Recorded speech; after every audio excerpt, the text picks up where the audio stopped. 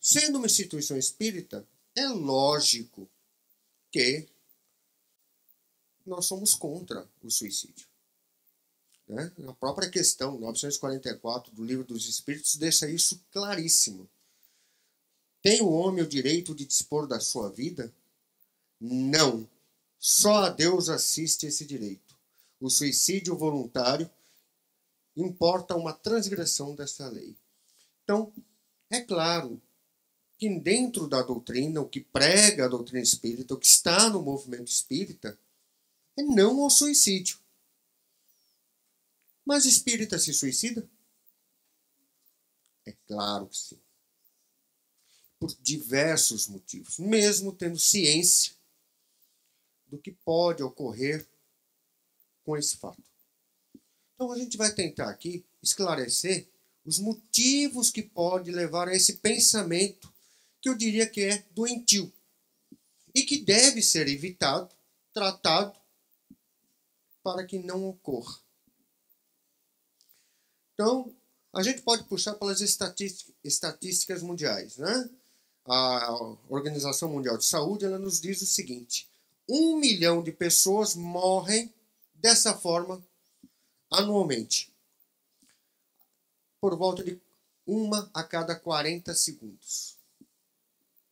75% ocorre em países de renda média ou baixa. Ainda segundo a Organização Mundial de Saúde, 28 países possuem estratégia nacional. Portanto, não é um mês amarelo, é o ano amarelo. Eles trabalham contra qualquer forma de suicídio. Em contrapartida, existe, infelizmente, alguns países que nós sabemos que incentivam. Então, é muito difícil tratar esse assunto em outros países. Segundo a ONU, a segunda principal causa de morte entre os jovens entre 15 e 29 anos é o suicídio. É uma estatística forte, ainda mais agora com a onda da baleia azul. Dados divulgados aqui no Brasil pela BBC indicam que entre 1980 e 2014 a taxa de suicídio aqui no Brasil entre 15 e 29 anos aumentou 27%. Ou seja, os nossos jovens andam um pouco desequilibrados, pensando coisas turvas. A depressão está aumentando em toda a população, inclusive, né, os mais jovens, porque a principal causa da morte entre esses jovens até os 29 anos é a depressão. Então seria impossível falar de suicídio sem tocar, pincelar na depressão. Que ela, se não é a maior, é uma das maiores causas de suicídio.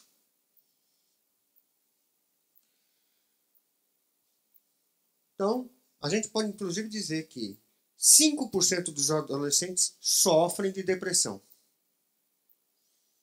De acordo com as projeções da Organização Mundial de Saúde, até 2030 será o mal mais prevalecente do planeta. Então, quando aquele psiquiatra, aquele psicólogo, aquele médico chegar para você e falar a depressão é o mal do século, acreditem, é o mal do século. 2 em cada 10 mães têm depressão após parto. Para se ter uma ideia, hoje, século XXI, 2017, o número de depressivos é 4 vezes maior do que as pessoas com HIV positivo. Uma pessoa depressiva e tem uma manchinha no colarinho. Se um amigo vê a manchinha e fala para essa pessoa, a maioria, depois eu limpo. O depressivo, ele, quando alguém fala para ele dessa manchinha, ele vai falar, nossa, ele está me vendo, achando que eu sou suja, achando que eu não lavo minha roupa. Ele notou tantas coisas em mim, mas o que ele mais viu foi a mancha, a bendita mancha. Então ela vai maquinando de tal forma e sempre com uma autoestima se abaixando. A depressão é assim, ó. O humor, normalmente, qualquer pessoa ou por felicidade ou por tristeza, tem que durar em torno de 2 semanas. Acima disso, você começa a ficar preocupado. É lógico que cada caso é um caso. Tem pessoas, por exemplo, que têm um luto prolongado. Morreu o marido, morreu a esposa, e não tem um relacionamento sério, não se casam novamente, por causa do luto, pela paixão, pelo amor. Ótimo. Não quer dizer que esteja depressivo. Porque ainda continua saindo, passeia com os netos, conversa com os amigos. Então, não vamos confundir. Isso aqui é acumulativo, tá, gente? A depressão ela começa, por exemplo, com falta de apetite ou comer compulsivamente. Aí acrescenta. Começa a dormir demais ou dormir pouco. Cansaço exagerado, perda de desejo sexual, culpa, vergonha, sensação de inutilidade, choro frequente. Nossa, como choram as pessoas depressivas, quanto mais severas, né?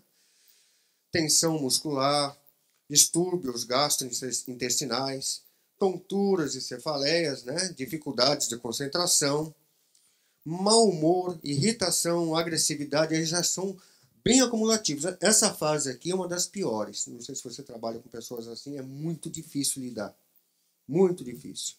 E aí elas começam a ficar introvertidas. E começam a perder o sentido da vida. E tchan, tchan, tchan, tchan. Aparecem os pensamentos suicidas. Meus filhos já estão criados, ou então meus filhos são pequenos, mas tem quem cuide, né? Eu não sei porque eu estou vivo. E aquela história, você tem que ir para a igreja, você tem que renovar a sua fé. O depressivo, ele vai até na igreja. Mas quando ele faz os pedidos a Deus e parece que não está sendo cumprido, ele fica revoltado com Deus. Então é muito difícil. Eu bato na tecla. Tem sim, por exemplo, quem é espírita, tem que tomar água fluidificada. Tem que tomar o passe. O passe bloqueia a ação dos espíritos obsessores. A água fluidificada vai ajudar a trabalhar o seu mal físico. Mas se você não fizer um tratamento psicológico e psiquiátrico, o trabalho fica pela metade. Que passa pela cabeça de uma pessoa depressiva. Isso é o mais simples, tá? É o mais coloquial possível. Lembrando que de 7 em cada 10 pessoas não sabem que estão doentes. É aquela velha história. Puxa, depois de velho você fica rabugento. Nossa, você não era assim, você está ficando tão chata. Você vai pensando, então a própria família não percebe. Por causa da mudança, que às vezes é gradativa, então a família não percebe. E a pessoa vai entrando em depressão. Solta sinais diversos que está depressiva. Mas a família não nota. É mais fácil achar que é estresse. É mais fácil achar que é cansaço. Que é irritação. Mas nunca que é depressão. E é doença. Está no CID. F32, tá? Ou F33.9. Aí você fica se questionando. Como pode ser doença? O que acontece? Há pessoas que com taxas muito alteradas de determinados neurotransmissores, como a serotonina e a noradrenalina. E essas pessoas têm mais chances de sofrer depressão, ou seja, ela já nasce com essa predisposição e em algum momento da sua vida aperta o botão de start. Ok?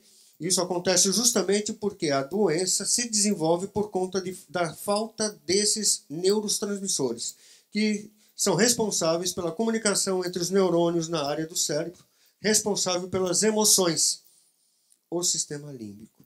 Ou seja, você não consegue raciocinar direito e as suas emoções ficam alteradas e você se entristece ou fica com raiva com maior facilidade. Quando uma pessoa nasce com esses neurotransmissores naturalmente baixos, o sistema límbico e sua percepção das emoções ficam comprometidas, podendo causar, claro, a depressão. A depressão, já que essa palestra não é sobre depressão, eu tenho que abordar por causa do suicídio, mas ela é uma auto-obsessão. 95% dos depressivos são pessoas autoobsessivas. Então, os desequilíbrios da alma começam igualmente de quase nada, principalmente por atitudes e sentimentos aparentemente compreensíveis, mas que, em muitas ocasiões, se deslocam no rumo a ásperas consequências. Isso aqui está no livro Ideal Espírita, de Francisco Cândido Xavier, pelo espírito de Albino Teixeira. Então, aqui você tem 11 fatores que vocês vão ver que são muito parecidos com o que eu acabei de ditar a respeito de depressão. Desconfiança, dúvida, irritação, desânimo, ressentimento, impulsividade, amargura, tristeza, gritos de cólera, discussão sem proveito, distração sem proveito. E é claro, se houver obsessores, isso vai triplicar. Nosso pensamento é tudo, gente.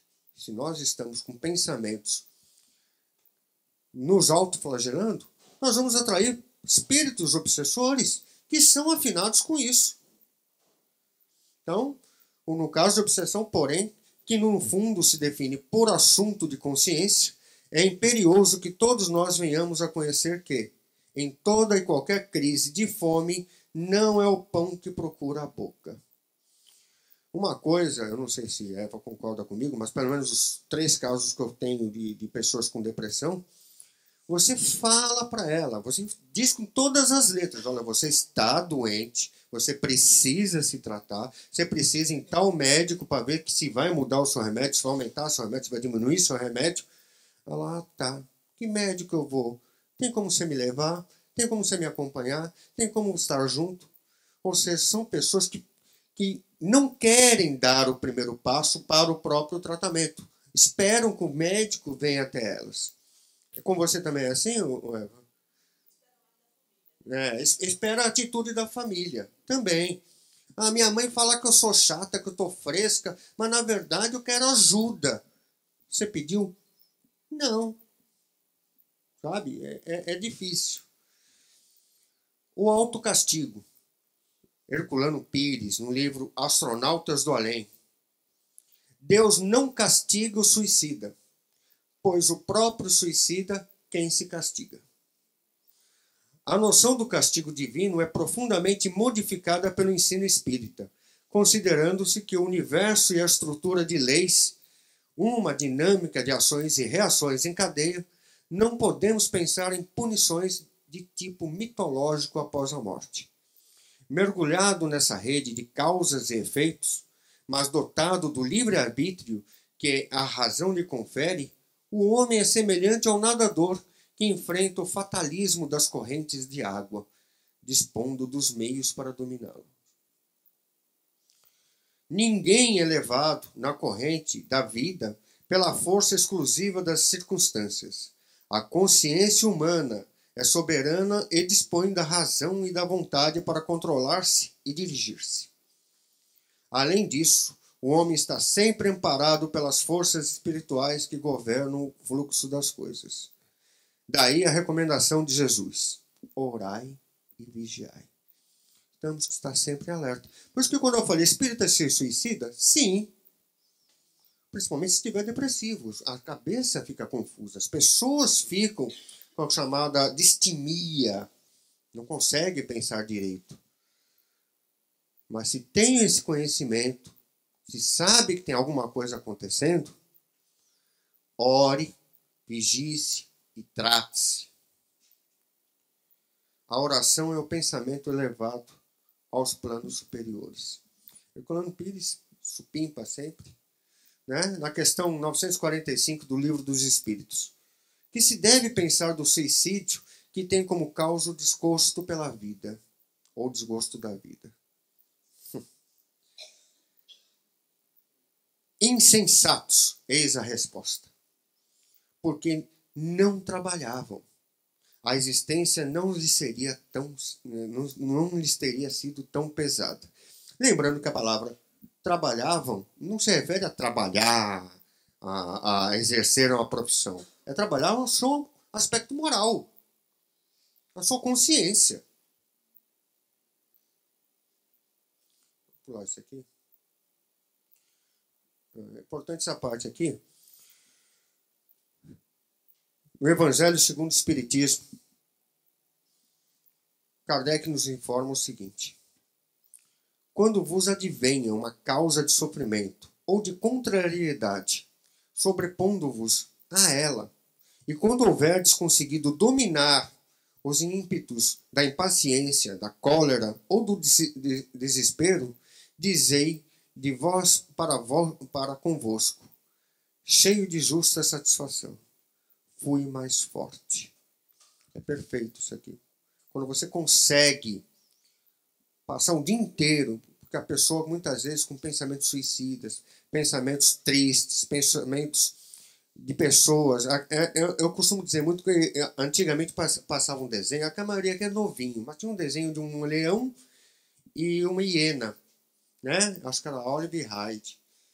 E a hiena ficava sempre: ó vida, ó azar, ó dor, ó vida amargurada. Quando uma pessoa entra nesse ritmo, né? Você vai para trabalhar amanhã, conseguir um emprego. Ó, emprego, isso não vai dar certo. Era sempre assim, né? Nada dá certo. Era o pessimismo em pessoa. Quando a pessoa vence esses obstáculos, ou emprego, eu vou conseguir trabalhar. Quando ela muda a sua sintonia mental, ela foi mais forte. E é assim que devemos ser.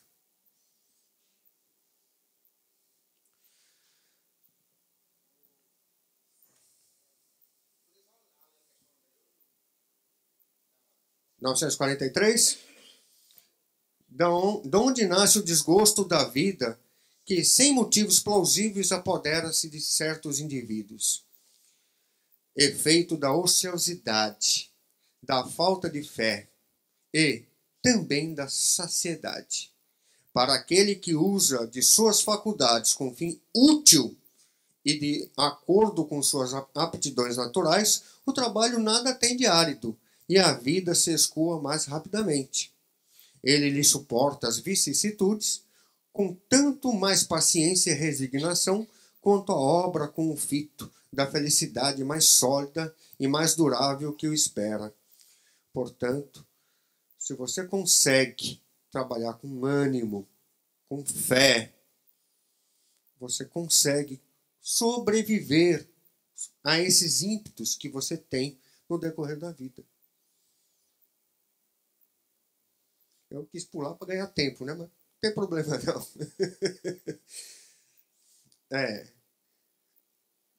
O título, se vocês se recordam, se você lembra, era outro. Eu mudei o título, né? Primeiro porque a gente tem que incentivar a vida. Mas o título era Suicidas, quando morrem, não desencarnam, alguma coisa assim, né? E agora eu vou tentar explicar por quê. Aqui, no Suicida de Samaritano, alguém já leu esse trecho da Revista Espírita, de 1858? Eu aconselho a sempre ler isso aqui, é muito importante. Se a pessoa, ela chegou, um visitante em Samaritana, e pediu um quarto para tomar um banho. Entrou lá, antigamente, né, 1858, aqueles banhos eram preparados, né? Colocava aquela água quente na banheira, deixava o cara lá sozinho no quarto, depois de um tempinho, ela, acabou seu tempo, né? E passou esse tempinho, acabou seu tempo, nada. Acabou seu tempo, nada. Ela falou: não, será que esse cara morreu aí dentro? Abriu a porta, estava morto. Ele havia cortado os pulsos, né? Cometeu suicídio. Aí Kardec tentou contato com ele. E entre as perguntas que ele fez com o rapaz, ele questionou qual foi o motivo que o levou ao suicídio. Olha a resposta. Estou morto? Não. Habito o meu corpo. Não sabeis quanto sofro? Eu estufo. Que mãos compassivas procurem me matar. Olha o sofrimento que ele estava. Que reflexões fizestes no momento em que sentistes a vida se extinguir de vós? Não refleti, Senti. Minha vida não está extinta. Minha alma está ligada ao meu corpo. Sinto os vermes que me roem.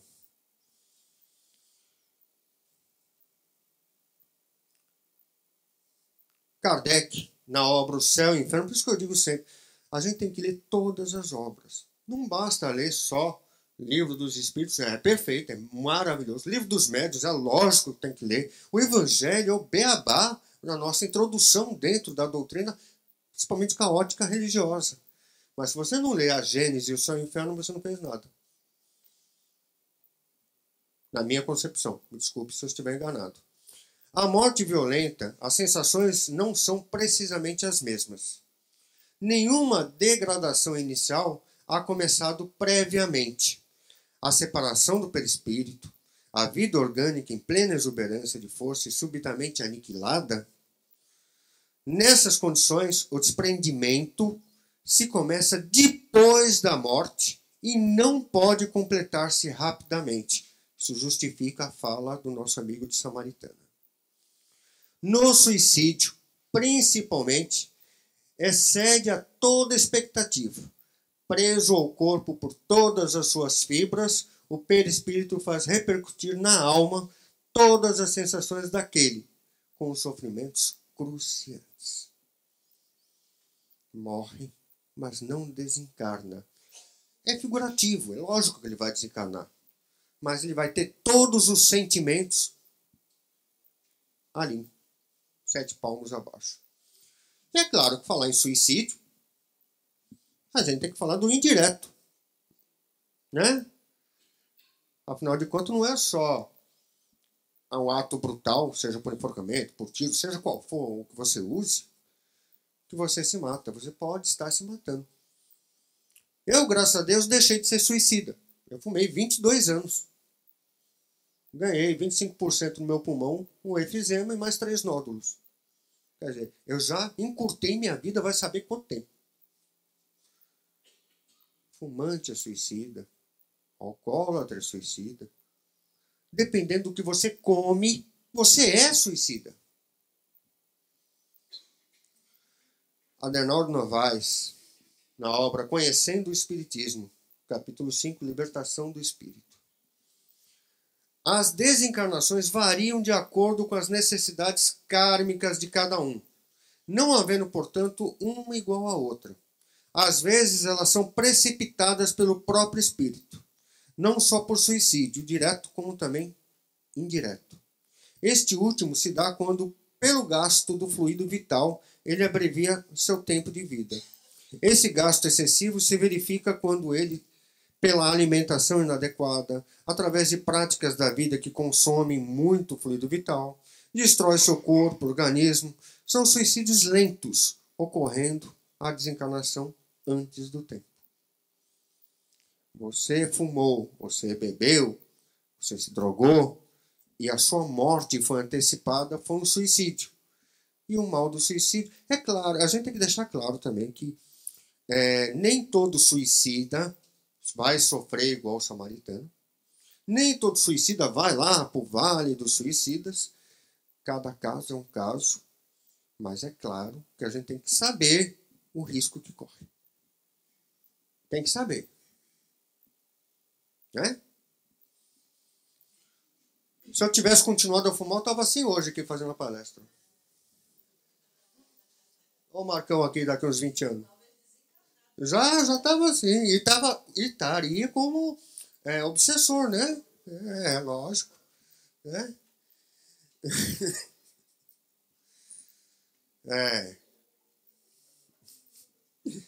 Na questão 952, né? Livro dos Espíritos. Comete suicídio o homem que perece vítima de paixões que ele sabia lhe haviam de apressar o fim, porém, a que já não podia resistir por havê-las o hábito mudado às verdadeiras necessidades físicas. E a gente sabe que a bebida e o cigarro mexem, viciam, é difícil largar. Difícil largar. É suicídio moral. Não percebeis que, nesse caso, o homem é duplamente culpado. Há nele, então, a falta de coragem e a bestialidade acrescidas do esquecimento de Deus. Eu, quando li isso aqui, parei de fumar no dia seguinte.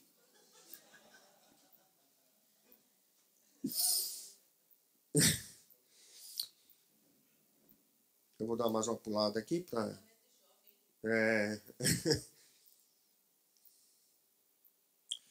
Bom, gente, outro fator que causa suicídio, que alguns atribuem até como depressão, mas não é. Pode ser em alguns casos, mas em outros não. Quando a gente chega numa certa idade, os filhos já estão casados, vivendo sua vida, literalmente, alguns vivem a sua vida e esquecem a sua. Você passa a ser abandonado. Muitas vezes vão te visitar uma vez por mês para você fazer um almoço para eles e depois que fazer a bagunça na tua casa, tchau papai, tchau mamãe, ó. Sabe o que acontece isso? Muitas vezes você vai parar no asilo. Muitas vezes você acaba se excluindo porque a idade vai chegando, as doenças vão chegando, né? Os famosos maus 200. Depois que a gente chega nos 200, vem o diabetes, vem a pressão alta, vem o colesterol. Você começa com tanta coisa que é problemático. E aí você junta isso, às vezes, à exclusão social, seja porque você se aposentou, seja porque você não consegue arrumar emprego porque tem uma certa idade, seja porque a tua família já não está com aquela mesma visão que você, né? A velhice lhe chegou e traz alguns desgostos. E algumas pessoas não aguentam isso. Algumas pessoas não aguentam. E procuram uma saída mais rápida. É aquela pessoa, já tenho filhos criados, eles não ligam para mim mesmo, ninguém me ama, ninguém me quer, parece a hiena. Né? Sente-se abandonado. Bom, eu sempre digo que a gente tem que mudar a perspectiva. Depois que você chega numa certa idade, você entra numa nova etapa da sua vida. E eu acho que tem que fazer igual essa veinha aqui, ó. Se ela funcionasse, né?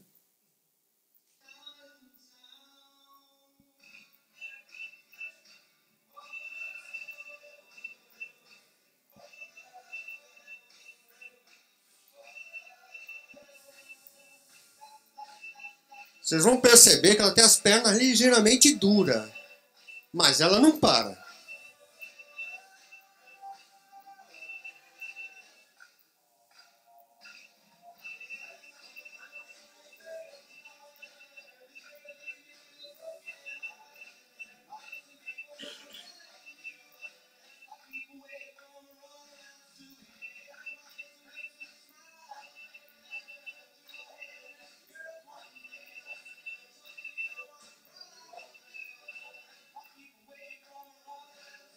Ai!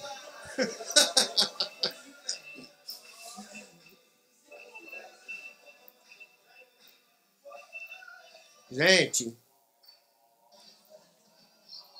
não há segregação, não há abandono. É uma nova etapa. Se seus filhos estão casados e não ligam para você, você tem que ligar para si mesmo. Independente de qualquer situação.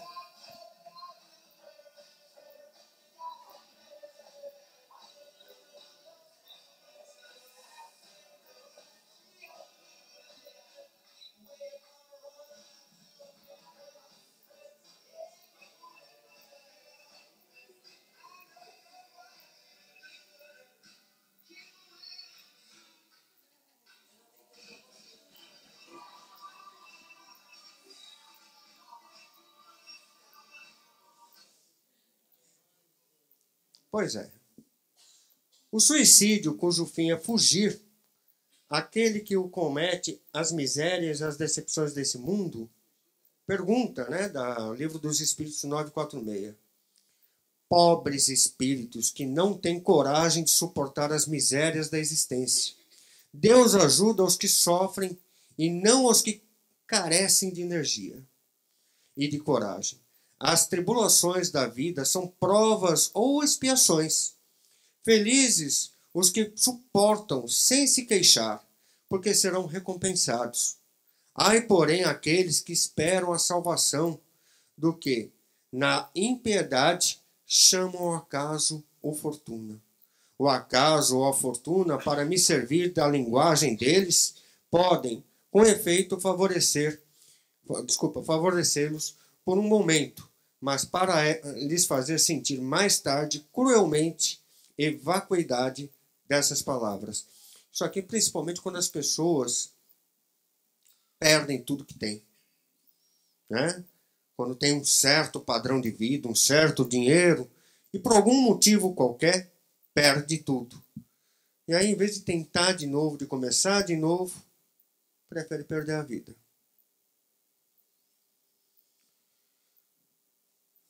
A entrevista com Chico Xavier concedida à senhora Guiomar no Centro Espírita Perseverança. Isso foi em 1974, tá, gente?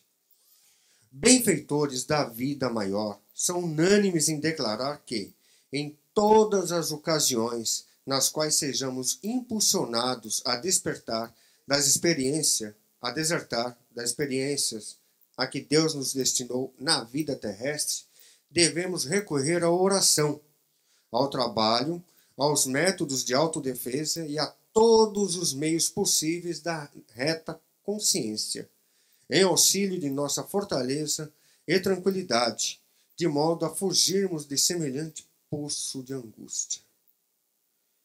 Diga não ao suicídio. Gente, olha, eu bato na tecla sempre, como psicopedagogo, como fazendo parte da saúde, como espírita que sou. Se você está com algum problema emocional, não precisa ser necessariamente depressão. Vá ao médico. O Centro Espírita vai lhe dar uma ajuda psicológica e pessoal e magnética. Vai te ajudar com bons espíritos. Mas nós estamos num plano físico. Nós estamos num laboratório terreno e precisamos do auxílio físico. Depressivo precisa tomar pirulinha mágica. Não adianta falar que não tem, que não precisa. Eu estava tomando, mas comecei a ir no centro, comecei a melhorar, aí eu parei de tomar o remédio. Em 3 meses já começa tudo de novo e não sabe por quê. Aí começa a se revoltar com o centro porque não está funcionando o passe. Então, é imprescindível, isso eu tenho que deixar claro. Começou a entrar nessas veredas da hiena, ninguém me ama, ninguém me quer. Gente, a fé, orar e vigiar é importante. E se tratar também. Obrigado, gente.